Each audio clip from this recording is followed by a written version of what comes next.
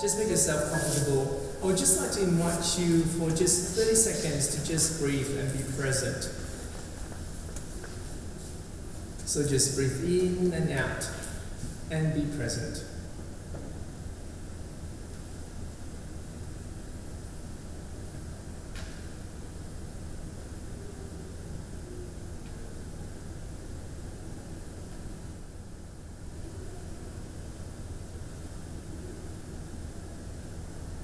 So, you might wonder, why did I do that? I was first introduced to this sort of activity in a talk for more than about 25 years ago. And in that talk, I was told that, in the middle of the presentation, we were asked to just breathe. And I was thinking, I can breathe. I don't need to come here to listen to a talk and breathe. I think what I did not understood was when you're listening to a presentation, a lot of the process that's happening is intellectual. It's an intellectual process. I would rather have a combination of practical and intellectual, because what we're experiencing now requires both. We need to have the intellectual wisdom to figure out what we need to do. We also need to have the practical application that would actually bring some outcome for us. Like for instance, I've invited you to breathe just now. Hopefully, you feel a bit more in peace comparatively. Now I actually would like to invite you to stretch. And again, this is actually fun. For me, it's fun. I'm not sure about you, because you are in your house or wherever you're listening to this. There's no one around. So I actually invite you to just gently just lift up your hands and just stretch. And take a deep, deep breath. If you want to yawn, just yawn. And release. How about we do this again? Just a deep breath in. Stretch your hands up. Breathe in. And breathe out. Okay. We do it a third time. Okay? Breathe in. Hands stretch. Big breath in, big smile on your face, and then breathe out. Okay. After doing this, if you feel that you're sleepy, it's actually a sign of your body telling you that you're actually not sleeping enough. If you feel more rejuvenated, well done.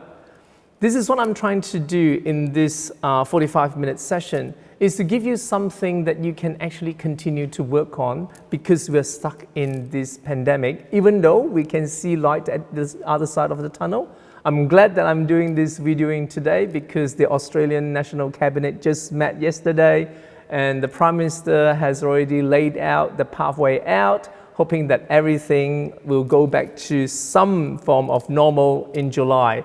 That is very important. It's very important for us to see that there is light at the other end, that this will pass, and then with that in mind, we can then take this as a journey, an experience. And again, not at any moment I think that this is easy. Even though my life is comparatively okay, I am impacted by the pandemic, I haven't lost my job, I'm not struggling with all sorts of responsibility because of the pandemic. But we are aware that for some people, it's very, very difficult. And for those of you who is really struggling, please, I would like to invite you to know, to put that in your mind, that this will pass. If there's anything in the teaching of Buddhism, impermanence is at the core of it. That means everything changes. Like it's 10 minutes past 1 now. So in about 45 minutes, this presentation will end. When there is a beginning, there is an end. At the beginning of the pandemic, our normal life ended. At the end of the pandemic, a new beginning of our new way of life will begin. So just try to have that in mind. Now, just now I just asked you to breathe, and then I asked you to stretch. I did not give you any other things to think about. Now I would like you to breathe with this intention of thinking that people that inspires you. Because during the pandemic, it's very easy for us to feel alone, to feel that we are the only one, to feel that the world is closing in, to feel really isolated. Because I work at Griffith University, one of my roles is the internationalization lead. And I speak to international students. I myself was an international student in 2 different countries. So can you imagine if you just arrive in a new country and then you go into social isolation like 3 months into your program? That would make you feel really, really lonely and really, really crave connection. So breathing with this thought in your mind of connecting with people who inspires you, who is actually still alive and still breathing and still venturing or still going through what we're going through now. So now just give yourself again 30 seconds. As you breathe in and out, just imagine, but it's not actually imagination, it's reality, that there is these hundreds and thousands and millions of people actually breathing with you at this very moment. And some of them are people who inspires you because of their ability to overcome their hardship and challenges. Just bring that into your mind. 30 seconds. Breathe in and out, thinking that, knowing that it is a fact, that you're actually not alone. We're in this together. I'll shut up for the 30 seconds so you can keep breathing.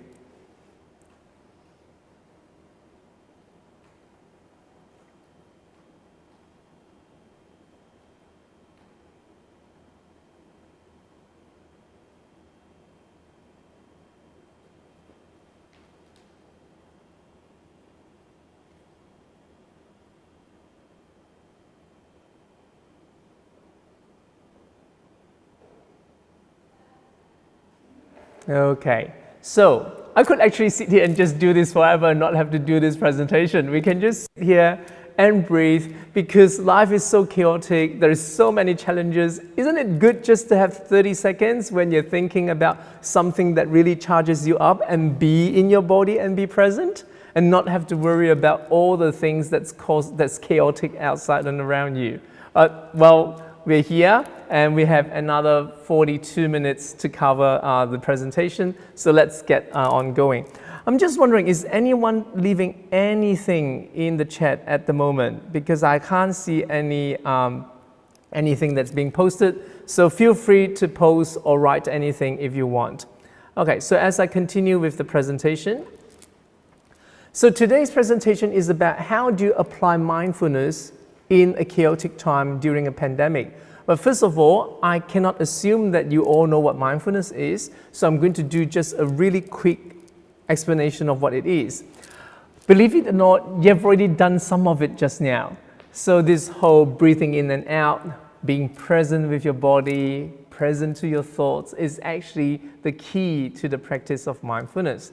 So as you can see on the slide, mindfulness is now reckoned worldwide as a very important technique to help people manage current challenges. And it's even more important when we're in the middle of a pandemic. So the definition of mindfulness, according to John Kabat-Zinn, is the awareness that emerges through paying attention on purpose. So that means you're paying attention on purpose, like just now I said breathe, okay? So you draw your attention to breathing. So that is actually some sort of way of paying attention in purpose.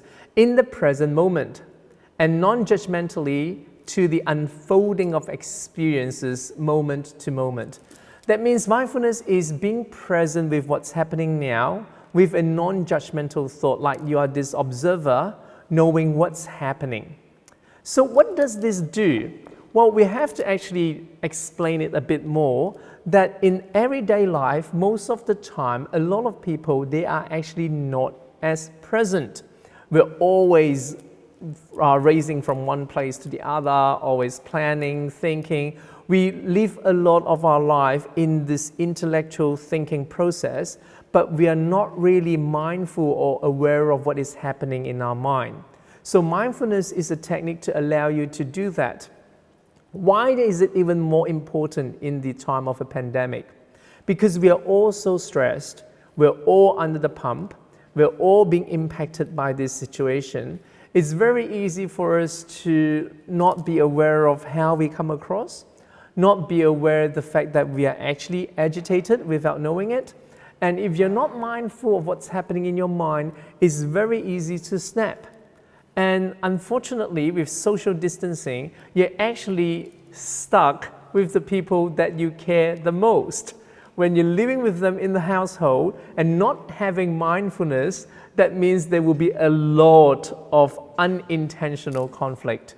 So that's the definition of John Kabat-Zinn of what mindfulness is. Here is another definition. Mindfulness is living in the now. Okay, I personally have a issue with, I'm not saying I do not agree with that, is that this is so cliche, living in the now, we all live in the now. Living in the now is hard work. Living in the now requires attention, mindful, present.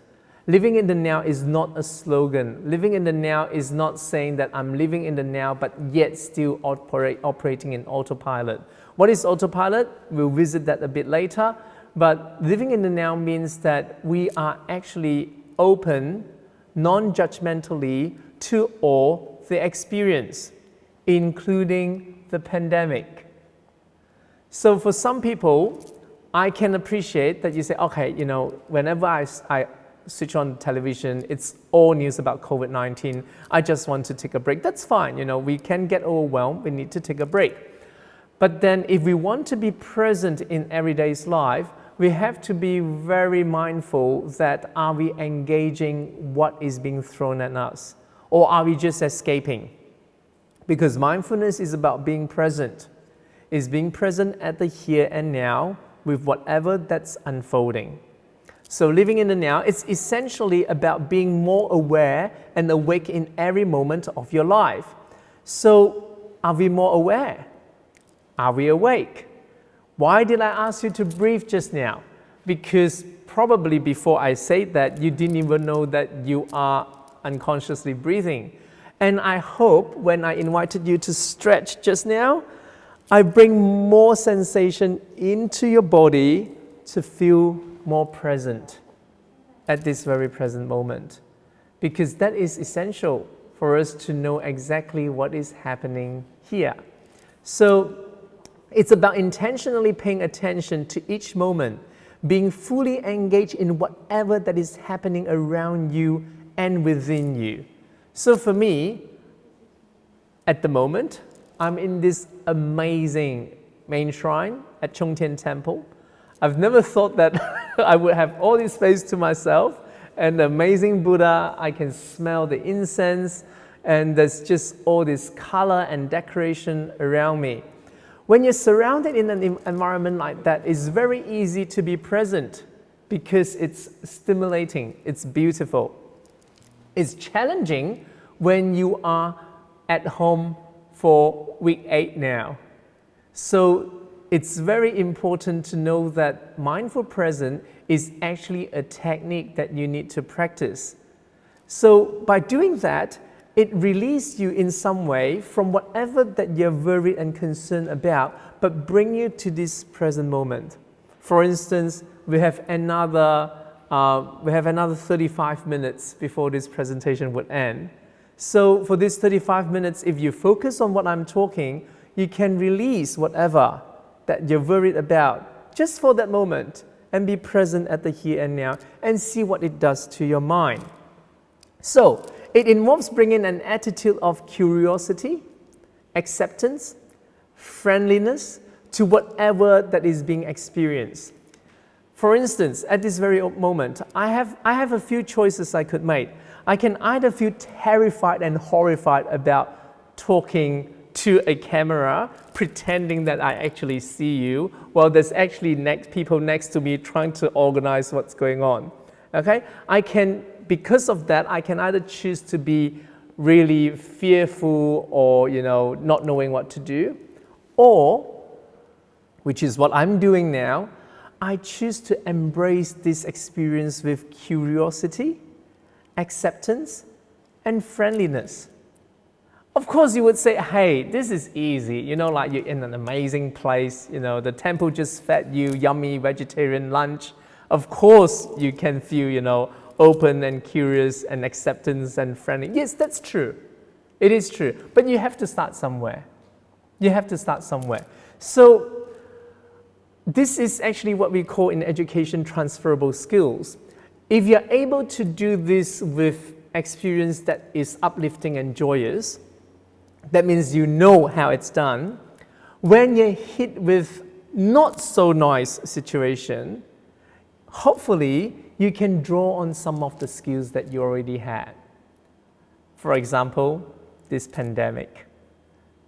So yes, I'm actually inviting you to look at this pandemic experience with curiosity. Okay, there's all this limitation around us. There's all these people dying around us. The world is suffering. Well, the world is actually not suffering. The world is doing quite well without our pollution. A lot of lives and beings are suffering in the world. So how can we approach this?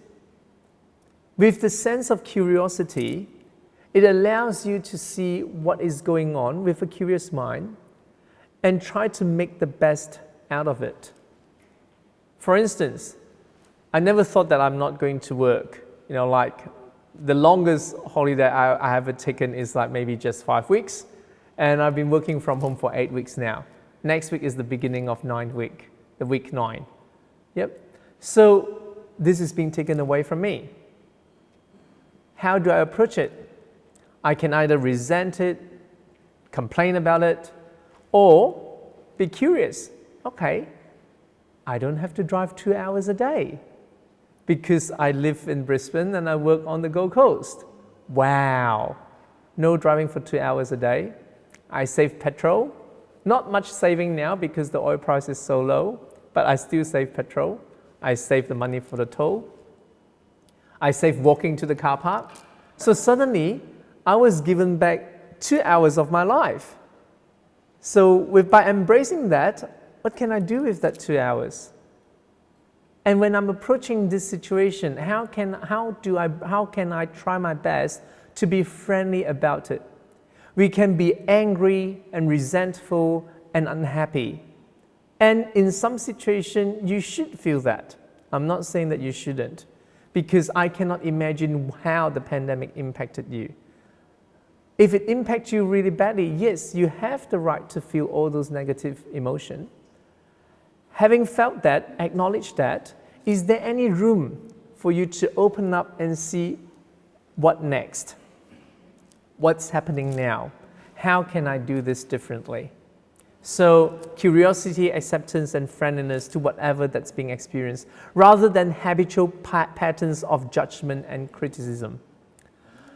But do not judge yourself if you're judging, and do not judge yourself if you're criticizing, because, hey, that's life. Things happen. We are animal of habits. We tend to do things the way that we're used to. So if you're being judgmental, that's fine. If you're being critical, that's fine. You just need to be aware of it. You need to be mindful of it. You need to be present to it. Because there's nothing worse than having bad behavior and not having awareness about it. Once you're aware of it, we can do something about it. So being mindful is about being present, knowing what's going on, what's happening around you, and sit in that experience, allowing that openness to give you that awareness, and then, hopefully, different action will arise. Because in the past, we actually never allowed that to happen, so we go from one thing to the next, one thing to the next. Our life and our mind is always jam-packed. Our mind is full, so there's no room for wiggling.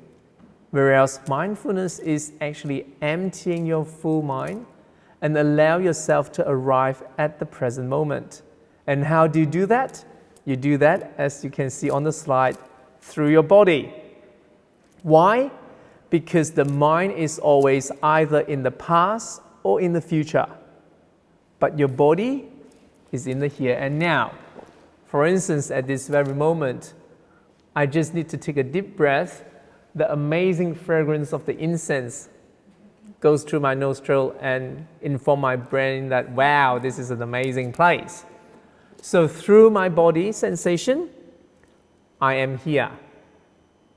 That is actually very important, because when we are overwhelmed or when we're hit by things that we do not like, it's very easy for us to spiral downwards and get caught in all these negative thinkings and emotion. I'm not saying that there's no place for that, because being mindful means you have to be open and acceptance of what's happening. It's just very important to then to be able to identify that yes, something bad had happened, but our continuous ruminating is our own action. Whatever that's happened is already happened. If you're able to use your physical body to bring you to the present moment, then you realize that there is this space that you can create for you to decide what to do. Like for instance, again, at this very present moment, I can do two options. One is I would think that, what am I doing staring at the camera talking as if that someone is listening on the other side? Or I could embrace this experience and say, yes, maybe that's someone over there. If there's no one there, I'm still having a great time. So whatever happens to you at every moment, there is always multiple choice of what you want to do or what you can do. And while you're faced with those multiple choice, it's very, very important to be mindful so that you can open up that space for you to make those decisions. So that's where we enter into the metaphor of the empty room. Unfortunately, our mind's room is never empty. So the empty room metaphor means that at least by being mindful, as if that we're opening up this room, we know what is coming in, we know what is going out. Most of the time, we're not in control of our own mind's room. We have no idea what's going on. We just allow things to randomly trigger us. We react to things and we're so busy. We go from reaction to reaction to reaction to reaction. The mind's room is totally chaotic. So what mindfulness does is, it gives you a technique like, for instance, the breathing that we just did. If you just focus and anchor yourself in the breath, suddenly you're aware of how crowded your room is. If you do that long enough, it starts to open up this space where you can actually start to experience that, okay, I am feeling really pissed off now. Or I'm feeling really angry now. Or I'm not describing all this negative experience. I'm feeling whatever negative experience that is now. It gives you the opportunity to then ask, what happened? Well, because that person said something and I didn't like it. Well, why allow that to impact you? Why allow something that happened to then result in your emotions spiraling down?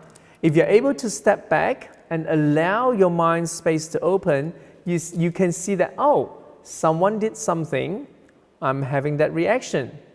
Remember the definition we talked about just now? Non-judgmental and openness. So you do not fuse yourself with whatever that emotion is. You acknowledge a thought as a thought. Oh, I had a thought of piss-offness because of someone saying something. Back to my breath. Back to my stretching. Back to whatever that I'm doing in my body. Then another thought might come in. Oh, that's another thought now because of something that's happening. I'm open to it, non-judgmental, just allow it to be there. So by doing that, gradually, you open your mind up and you have the space, more inner space to deal with all the chaotic things that's happening in your life.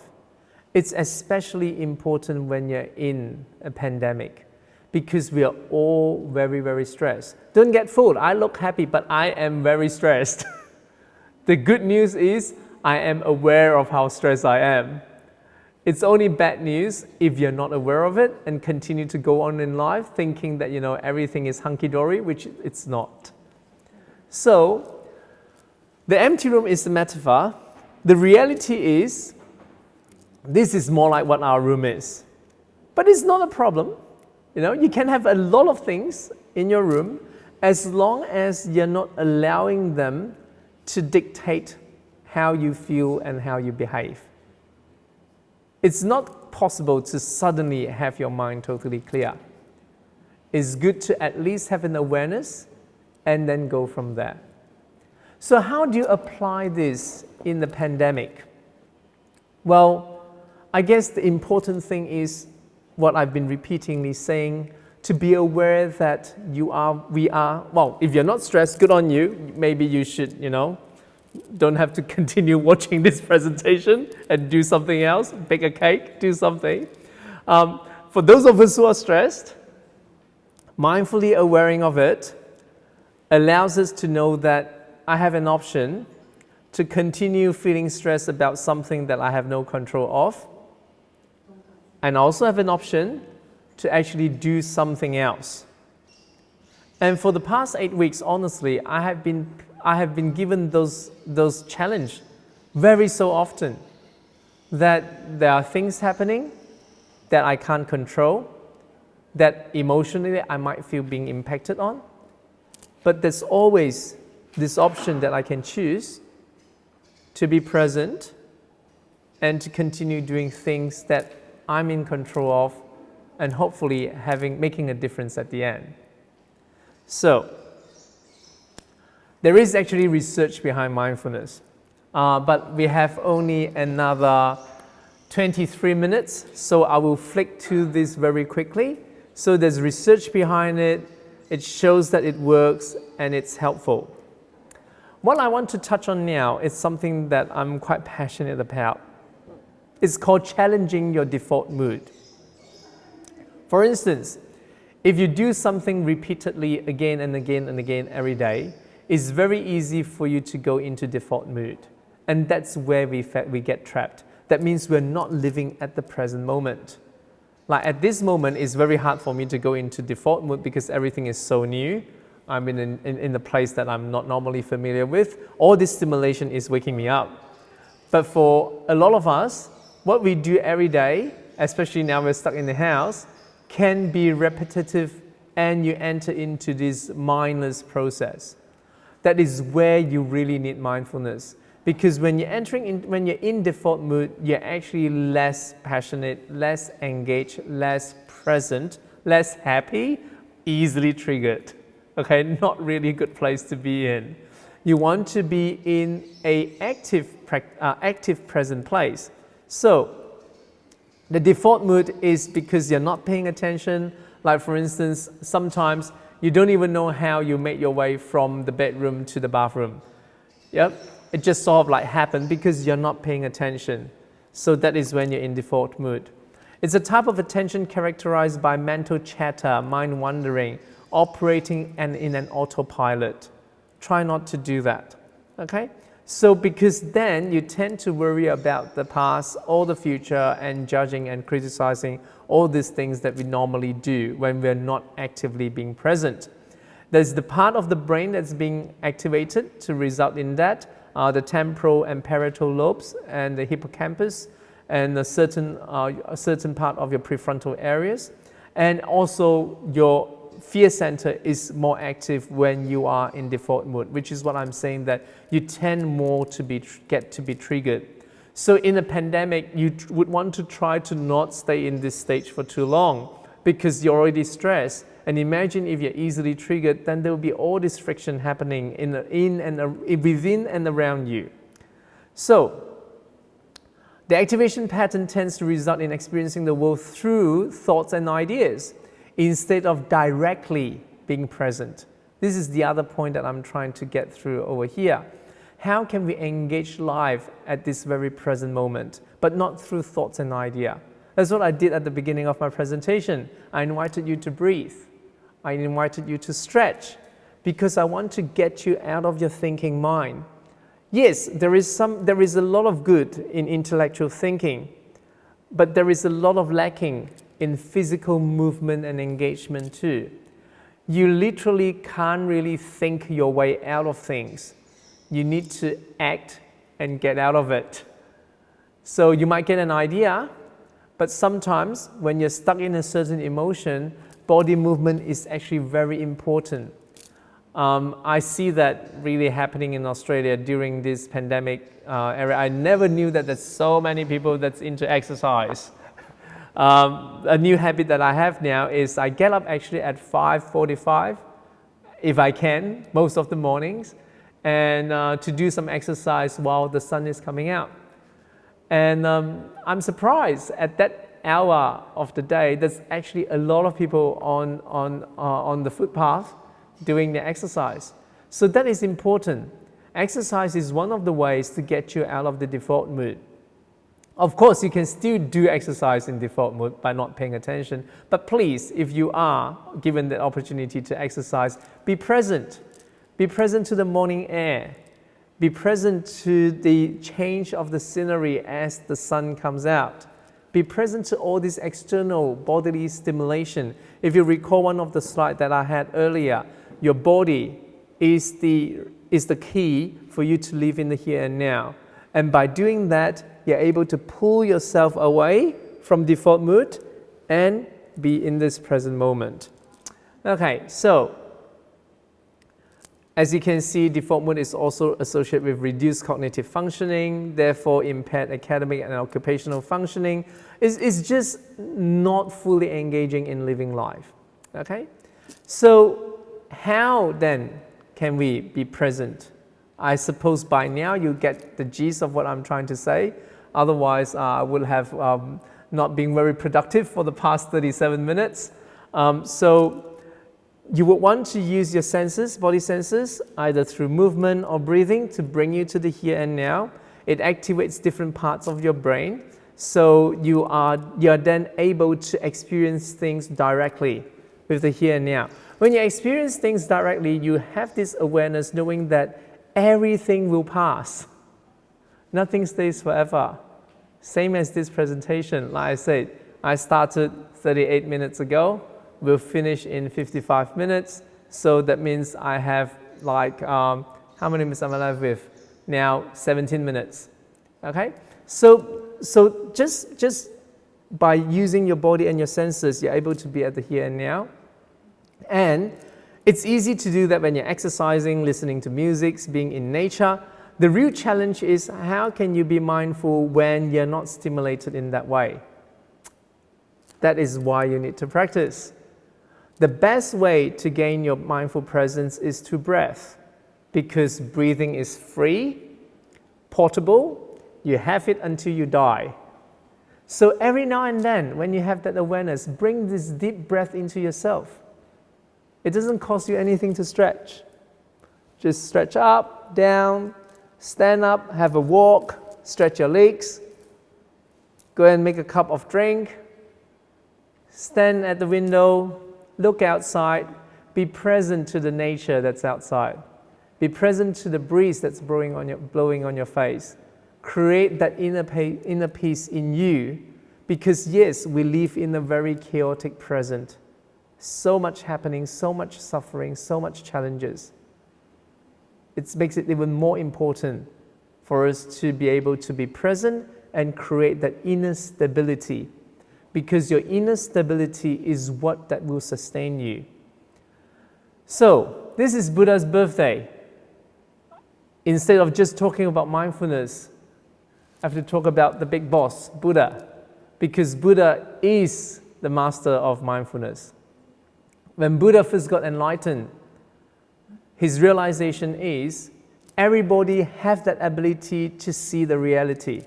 That's the first thing that he said when he got enlightened. He said, wow, all beings in this world have Buddha nature. They have that ability to see the reality. So if you have heard of this before, congratulations. If this is the first time that you heard about this, congratulations. Yes, we all have that ability to be the master of our inner world. So if you hear me correctly, the master of our inner world.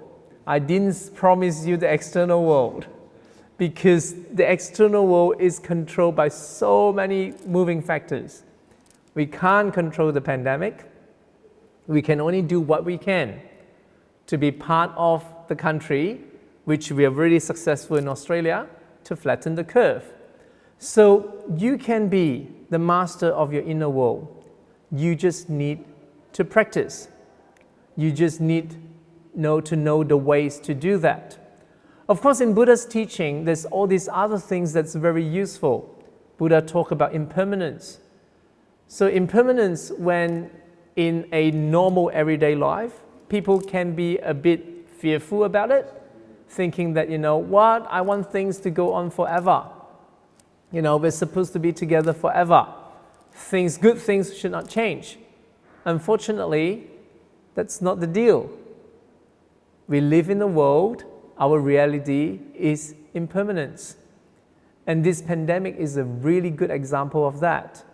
How everyday life that we lived in, we see that as being normal. We are so used to it, we actually think that it's solid and unchangeable. Unfortunately, that's not true. And COVID-19 did that, woke us up collectively. So what are you going to do with that? That you're now being waken up. It's time to practice mindfulness. It's time to be present. It's time to apply simple skills like just breathing. The other thing that I might touch on very quickly, loving kindness meditation. When you're doing mindful breathing, bring into your mind's eyes the people that you love and deliver that loving thoughts to them.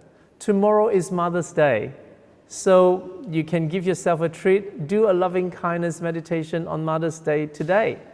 Think about the love that you received.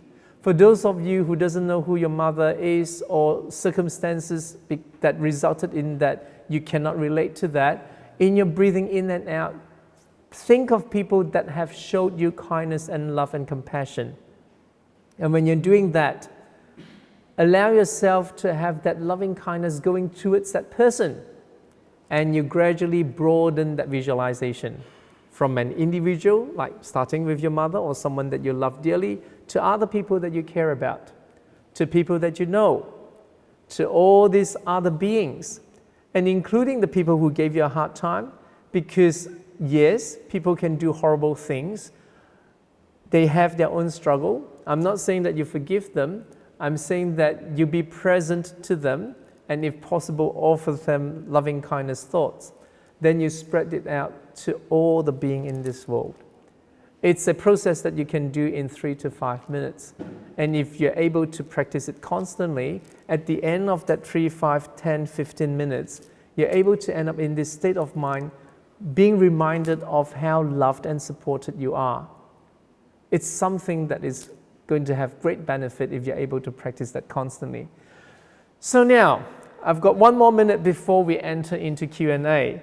I'm not sure if anyone asked any question. Can anyone help me? Is there any question in the live stream that has came up? So we've got 10 minutes to do that. I appreciate your questions. Oh, people are actually, yes. Okay, so this question is not that much about mindfulness and pandemic. It's more about death and dying. So it's actually asking the importance of having religious belief. He said, the question here is, do we need to believe in something before we die? If we do not believe in something, what happens to our soul or our spirit, or in Buddhism, our consciousness after we passed away? Well, it's a very interesting question, because as if you believe in something, then it becomes true. If you do not, then it doesn't. So I guess it's really up to each individual whether you need to believe in something or not. When it comes to belief system, it's something very personal. Like, I am a Buddhist. I was born a Buddhist. When I grew up, I started to read more Buddhist texts. I apply Buddha's teaching in my everyday life and find that very, very useful. And hence, I believe in Buddhism. But that doesn't mean that you need to have a belief system. You just need whatever you need to live life. If you live life not thinking that religion is of any relevance to you, then you do not have to have that. then the question comes, then what happens after I die? Well, I can't answer that. You would have to find that answer yourself. What do you mean that I can't answer that? Of course, I have my view on what life after death is. Well, being a Buddhist, I believe in life after death, but that is my belief system. So if you're concerned about what happens after you die, you will need to seek out that answer. And if that doesn't bother you, that you just live life, if you die, that's the end of everything. If that's what you subscribe to, that's fine too. Because we are only responsible to ourselves in how we think about life and how we live life. Is it important to have religious ceremony for people who passed away? This is actually similar to that first question. I would say that it's only important if it's relevant to the person who died. And it's also relevant to the people who is alive, whatever they do, if they feel that that is going to help the other person. But this only exists if you do believe that there is life after death. So again, we're back to the first point that it's up to you to decide what you want to believe in. In my belief system, yes, there is life after death. Yes, we have ritual, which I personally think that is a really good thing to facilitate people through stages so that they're able to process their emotion. But that is my decision, and that is what we practice. And for you, you actually have to figure out your own way. Okay, so next question. Would you like to discuss a little about coping with persistent triggers of distress, like a narcissistic abuser? Well, thank you very much for sharing that. And I'm really, it's not even the right way to say that it's a really good question, because obviously someone is being abused in this process. And we are aware that domestic violence is an issue already in Australia and around the world. With social distancing, it just became even more pressing because you're stuck in the household with people that you do not get along or you might not want to be with 24/7. So how do you cope with that? I think it's a very complicated situation, because do you need to cope with it? Is coping your only option? Is it actually time for people to seek help and to leave the abusive situation? So I guess the first point is for you to reach out and to have discussion with people that you feel comfortable with about the situation that you're in. Because our default response would say, I want to cope with it, but I'm not even sure if that is the best thing to do to start with. I'm not saying that we should run away from, should leave all relationship. I'm just saying that you need to be very present to whatever you do, whatever you decide of what is going on. So if it's not like a life and death or endangering situation, it's someone that you love, but because they are narcissistic and they triggers you, well, the first question I would ask is, why are you with someone that's narcissistic? Are they really narcissistic, or is that your projection? So there's multiple questions that you need to actually think about. Why are you still there? What are the things that are holding you there? And by reminding yourself the reason why you're there, hopefully that helps you to open up conversation with that individual. Having a conversation with someone that's narcissistic is very difficult because they can only see themselves and no one else. So it requires some effort on both parties. So the other person needs to be aware that you are actually struggling. So yes, so the first step is you need to make them aware that whatever they're doing is impacting you. Of course, you are the master of your internal world. It's your choice to react or not. But having said that, we're all human. I think it's fair to just let people know that they're making you feeling uncomfortable and see how the conversation goes. All in all, if you do not feel safe, you need to seek help. That is very, very important. Okay, so this is now turned into a message of family violence. If you're aware of anyone that's being abused or is in an abusive relationship or is being impacted by it, please reach out to support them. If you are suffering that, please reach out for help. There is resources out there. There is people out there who specialize in that. So we are going through a lot. People are very stressed. Because people are stressed, they tend to be very reactive. So if you feel that you're not safe, please, you have to protect yourself. Okay, so while it may not be possible to acknowledge anger, it's difficult to distance ourselves from it. Would then be a possible approach be to avoid contact as means to keep present. So there is multiple things that you can do when you are stuck with someone that's unpleasant. So I've touched on part of it. First of all, you think about whatever that they're doing that's triggering you, how much of this is your reaction and your projection. So like for instance, if you grew up in a household where cleanliness is very important, so you're angry with people that's not clean. If you're able to take a step back, not being clean is actually not the end of the world. And you can work out now that I'm not really a clean person. But that is just a really quick example of letting you know that sometimes when we're not happy with someone, we play a part in that too. But there are situations where the other person is the abuser or the other person contributes to most of the conflict and the unhappy emotion, then it goes down to what I'm talking about, to have that conversation, to be open to the fact that you are actually being impacted by it and you would like to work something out, you would need their help and support to work something out. So now, because you're not in front of me, you might by saying that, well, it's easy for you to say that, they don't listen, they do not interact. Then it comes back again down to the question of why are you still staying in this relationship or this situation? And so, well, I don't have a choice. Do you really not have a choice? Is it immediately not having a choice or forever not having a choice? Those are the questions that you need to think about. And meanwhile, get more support, talk to people, get someone to just, talk through the things and the struggle that you're in.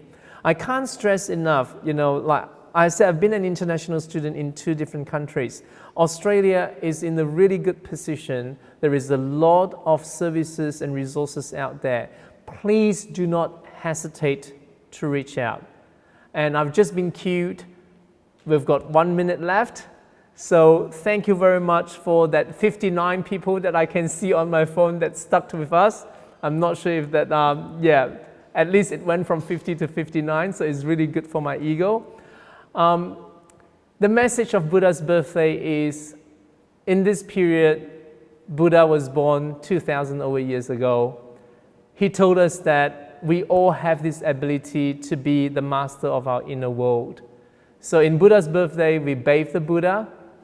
It's an action to actually also clean ourselves internally. So hopefully for the past 54 minutes, something might have crossed your mind, you find it helpful, or you've wasted 54 minutes, then apologies. I just hope that we have that awareness as how I started my presentation. We are all in a storm. We're not on the same boat. If you happen to be on a bigger boat, please be empathic and be kind to each other. If you are really impacted, please reach out and get help. And all in all, I thank you for your attention, and may all be well, may all be well, may all be well. Take care and thank you.